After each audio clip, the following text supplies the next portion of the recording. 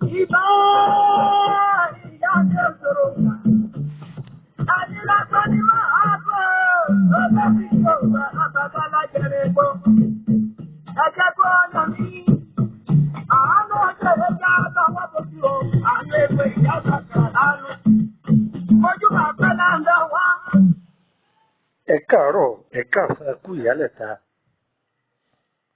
Mo kí gbogbo ọmọ Yorùbá káàkiri gbogbo àgbáńlá ayé o. Ẹ kújọ́ méjì, ẹ kújọ́ mẹ́ta o. Á dára fún wa, kò ní dàálẹ̀ mọ́ wa lọ́wọ́. Orúkọ mi ni Lukman ọmọ Ayédáre bàbá ọgbọ́n, ọmọ ọ̀dọ̀ àgbà. Ẹyẹ Ounbe, ìwúlò rẹ̀. Ẹ wo àwòrán yìí dáadáa, ẹ tuntun wò dáadáa, kì í ṣe àdán o. Ounbe ní bẹkú, Ounbe ní bàrùn. Ọlọ́run o, abẹ̀ ọ́, aburú má jẹ́ wọnú ayé wa o. Ẹyẹ yìí jẹ́ ẹyẹ kan tó kéré púpọ̀. Yìí máa bá yàn gbélé pọ̀ nù. Tí a bá wo àwọn ilé kan tó wà ní bí agboolé, kódà ó lè jẹ́lé fúláàtì tí ẹ kọ́ gan náà. Ẹyẹ yìí ní sábà máa gbénú ilé pẹ̀lú èèyàn. Ẹ̀rí wọn ó sùjọ, wọ́n máa ń pọ̀. Wọ́n máa sùn bẹ́ẹ̀ bí àdán lórí. Òun ní kékeré yìí. Ọ̀nà tí àwọn ọ̀jọ̀gbọ́n lò sí ó pọ̀, ó pọ̀.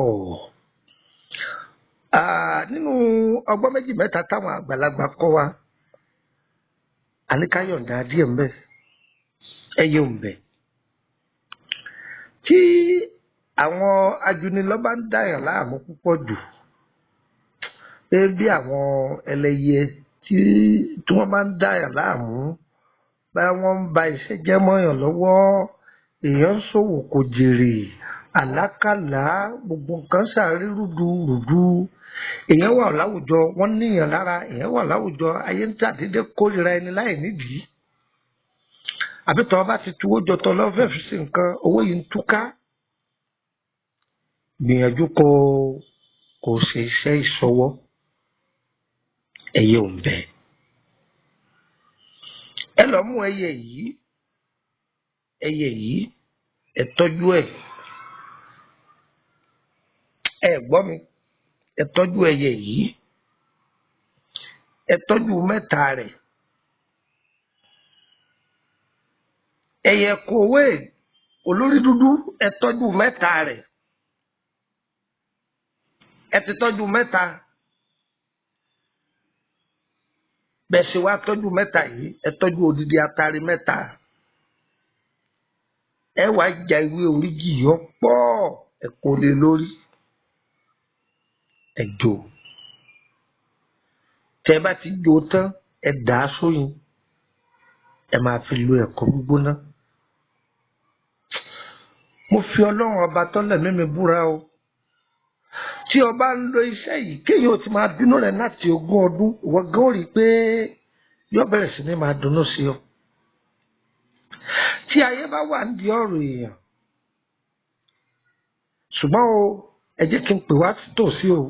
Tọ́ bá ń lo iṣẹ́ yìí, o gbọ́dọ̀ láwọ́ o, ọ máa ṣètọrẹ àánú gan ni o. Torí ìwọ gan rí i pé àwọn tí wọ́n ń bá ọ, àwọn eléyìí ọ yàtọ̀. Ṣàdédé wọ́n máa tọrọ nǹkan lọ́wọ́ rẹ̀. Gbìyànjú kó máa fún wọn. Sọpóde ní. Mo rò pé mo ṣàlàyé ẹ̀ fún wa dáadáa. Tọ́lá àwọn èèyàn máa sọ pé ọ̀pọ̀lọpọ̀ fídíò wà mí. Ṣàlàyé délé. Mo rò pé mo ṣàlàyé ó yé wa yé ké báyìí nísìn. Ẹlòmíì lè béèrè pé ǹjẹ́ ojoojúmọ́ la máa fi lògì gbígbóná ni? Àbí ṣé dandan ni kó jẹ́ ògì gbígbóná? Àwọn bàbá wa ògì gbígbóná ni wọ́n lò. Ṣùgbọ́n wá wádìí pé lẹ́yìn ògì gbígbóná kò sí nǹkan míì tá a lè fi lò. Wọ́n léèyàn lè gbé omi kaná, kó bọ́ìlì omi, kó bù sínú omi gbígbóná kó mú. Àtúwádìí míì kí la tún lè fi lò. Wọ́n léèyàn tún lè fi mu tíì. Kí la tún lè fi lò? O tún lè fi wọn kọ́stáàdì. Ọ̀tán kó sàti papọ̀ mọ́ nǹkan gbígbóná kó lè wọ́ọ̀mù ara rẹ̀, kó lè papọ̀ mẹ́jẹ̀. Ìpè ọ̀fọ̀ tí lò ó, ìdákọ̀ tí fọ́ ó. Nọ́mbà wo lẹ lè fi darapọ̀ mọ́ wa bóyá ẹ fẹ́ join WhatsApp group. WhatsApp group méjì ló kú sí. Mo ní private, mo sì ní public. Private yìí owó ni wọ́n fi wọ́n bẹ̀ 5,000 ni. ó sì máa san 5,000 monthly. Wọ́n fẹ́ bẹ̀rẹ̀ nípa àlá rẹ ni àbí àwọn àjọ kan la ṣàlàyé ìtumọ̀ rẹ̀ òyì ọ́ àásọ yéké àbí o fẹ́ máa bèrè àlá rẹ lóòrèkóòrè ìgbésẹ̀ tó gbé ni. Ṣùgbọ́n pọ́blíkì ò ní sanwó wọn ọ̀fẹ́ lọ́wọ́ bẹ̀ ṣùgbọ́n láǹfààní àti béèrè kankan. Tó bá fẹ́ béèrè sírí ẹjọ́ ayé rẹ ọ wà ní private ní àbọ̀ wà ní public ọ̀sánwó ẹ̀ lọ́tọ̀ òṣìjẹ́ nù. Ṣẹ́ni nọ́mbà tí mo kọ́kọ́ fẹ́ fílẹ̀ yìí nọ́mbà tí ń kọ́kọ́ fílẹ̀ yìí òun ní hotline ni. Ẹ máa pè mí lórí WhatsApp ẹ̀. Àwọn fídíò tí mo ti ṣe kọjá láwọn bí ọdún méje mẹ́jọ sẹ́yìn ìmẹ̀lá ń dákọ̀ pé ẹ má fi WhatsApp láyé tí mo ṣe live video lórí Facebook orí rédíò kankan. Àwọn tòde òní lélẹ́yìí o. Mo ẹ̀sẹ̀ fẹ́ bẹ̀rẹ̀ live video ní ìpadà ní o. Tẹ́ máa rí mi tá máa ríra wa. Ìjẹ́gbọ́n mi gbẹ́gbẹ́ yín náà béèrè ìwé ìtumọ̀ àlá kò sí ìwé ìtumọ̀ àlá kankan lẹ̀ mọ́ òtí tán o. Gbà táwọn tó ṣe pírẹ́sì ẹ̀ jáde torí ẹ̀. Ẹ̀yin náà sì béèrè PDF kò sí o ẹ̀ má béèrè ẹ̀ mọ́ o. Ẹ fẹ́ béèrè fún ìtọ́jú ara nípa ìlànà ewé àtagbò. Èyí tá a bá mọ̀ nípa rẹ̀ kọjú ẹ̀dá wa tí ọba ti jẹ́ tiwa sọ fún yín pé ẹ kọjá sílé lóògùn ìbò ọ̀tán. Àwa kì í fi kàn bọ̀ kàn nú lẹ́yìn wa kò ní yẹ ẹ lẹ́ o. Ọ̀yá +23480 3298 ẹ gbọ́ dáadáa +23480 3298 hotline àkọ́kọ́ nù.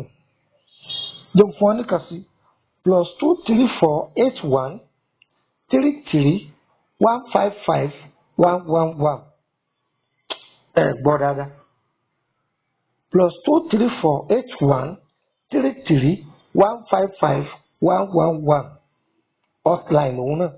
Sọ wá rí nọ́mbà àbẹ̀nà tí mo fẹ́ fi ilẹ̀ yìí fáǹfààní ẹ̀yin tẹ ẹjọ́ mọ ọbẹ̀nà àbáwọn ọmọ French country mo fẹ́ fi ilẹ̀ o. Tàbí bóyá bí n bá sí Nàìjíríà tẹ bá fẹ́ pè mí ní dàrẹ́tì tẹ lè pè sórí ẹ̀ ní fi nọ́mbà àbẹ̀nà ẹ̀yọ̀ kan ní fi ilẹ̀ mbẹ́. Nọ́mbà ti kódì fún wa ẹ̀ rí tàbá ti ẹ̀dí ti lórí prógámù ẹ̀ bá mbẹ́ tàbá ti ẹ̀dí ti ẹ̀sán ẹ̀ bá mbẹ́. Nọ́mbà àbẹ̀nà +229 54 65 1928 +229 54 65 1928. Adára fún wa o. Ètò ilé ìdánwò rẹ má dé mọ́wọ́ ìwọ náà máa pín ó lè jàǹfààní fún ilé tó kù. Mi ò fi iṣẹ́ yìí lẹ̀ fún torí kẹwàá ṣiṣẹ́ lọ́wọ́ ni o. Ẹ sẹ́ndì ẹ̀ káyé ó lò ó kárọ̀ ọdẹ kálukú lábàlábà dẹ̀yìn ẹ ṣàdúrà fún wa.